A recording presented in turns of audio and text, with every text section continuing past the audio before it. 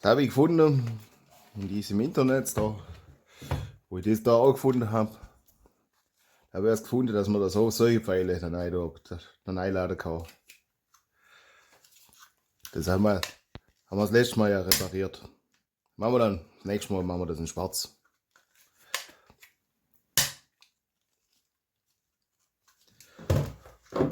Und die 3D-Druckdoll, die habe ich mir so fertig gekauft.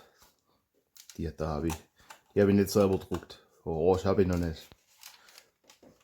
Ich sage, die zwei, da haben wir das letzte Mal dran gearbeitet oder das vorletzte Mal. Die packe ich mal zur Seite.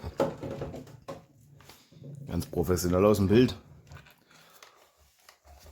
Ja, da hätte ich sagen, kümmern wir uns um das Ding heute. Dass das vernünftige Pfeile schießt. Nicht so ultra groß da. Da habe ich nämlich bloß 6 Stück davon.